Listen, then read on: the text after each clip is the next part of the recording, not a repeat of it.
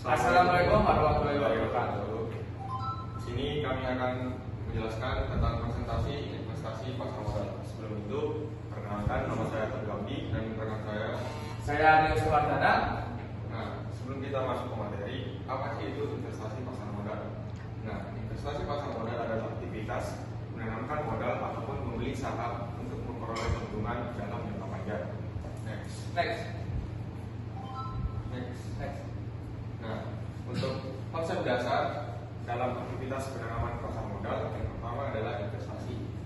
Penanaman modal dalam jangka panjang untuk pengadaan aktiva lengkap atau pembelian saham dan surat berharga lain untuk memperoleh keuntungan. Yang kedua adalah pasar modal. Apa sih itu pasar modal? Pasar modal merupakan tempat yang melibatkan penawaran umum dan perdagangan efek. Perusahaan publik yang terkait dengan efek yang mereka tentukan serta berbagai lembaga dan profesi yang berkaitan dengan efek. Secara umum, pasar modal merupakan jembatan antara investor dan perusahaan atau entitas pemerintah melalui transaksi instrumen keuangan jangka panjang seperti saham dan obligasi. Next. Yang kedua, pengembangan investasi pasar modal di Indonesia. Jadi pada tahun 2024, pasar modal Indonesia menunjukkan pertumbuhan yang positif.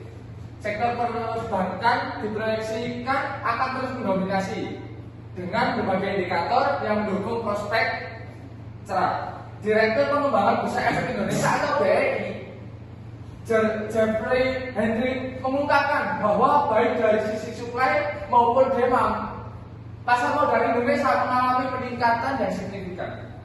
Jumlah investor pasar modal pada Maret 2024 mencapai 12,63 juta orang dengan pertumbuhan sebesar 3,81% dari posisi akhir 2023. Next. Nah, di sini indeks ataupun statistik terkait pertumbuhan investor dalam Indonesia. Seperti dilihat di tahun 2020, pasar modal mengalami peningkatan yang signifikan hingga Januari 2024.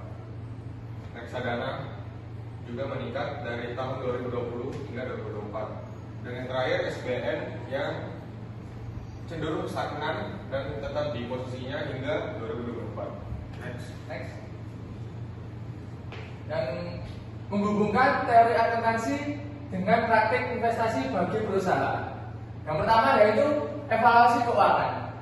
Teori akuntansi menyediakan kerangka kerja untuk mengevaluasi kesehatan keuangan dan kinerja perusahaan, memungkinkan investor untuk membandingkan kinerja dan membuat keputusan investasi yang lebih baik. Yang kedua, membantu pengambilan keputusan. Teori akuntansi ini menyediakan informasi keuangan yang akurat dan relevan untuk membantu pemangku kepentingan dalam membuat keputusan investasi, pengelolaan, dan strategi bisnis yang tepat. Yang ketiga, pelapor keuangan yang transparan. Teori akuntansi ini bertujuan untuk memastikan pelapor keuangan yang transparan dan akuntabel sehingga informasi yang disajikan dapat dipercaya oleh investor, kreditor, atau pemangku kepentingan yang lainnya. Next. Yang keempat, kewajaran. Menjamin bahwa informasi yang diberikan oleh akuntan akurat dan bebas dari bias, memberikan jaminan kepada pengguna dan dari pasar. Yang kelima, praktik perataan laba. Teori akuntansi ini juga mempelajari praktik perataan laba yang dapat membantu perusahaan menarik dan mempertahankan kepercayaan investor. Next. Potensi keuntungan.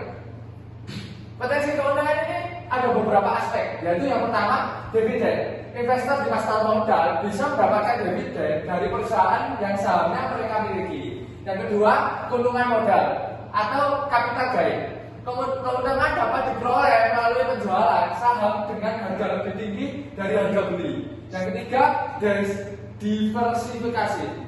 Investasi di pasar modal memungkinkan diversifikasi portofolio, mengurangi risiko dan meningkatkan potensi keuntungan. Yang keempat, pengembangan kekayaan. Pasar modal dapat membantu mengembangkan kekayaan dan mempersiapkan masa depan keuangan.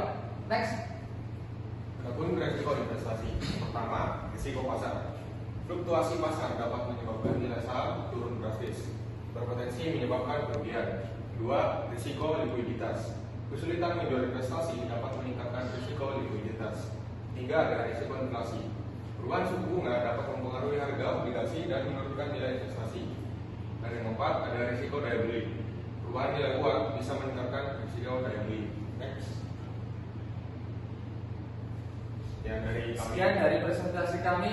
Wassalamualaikum warahmatullahi wabarakatuh. Ini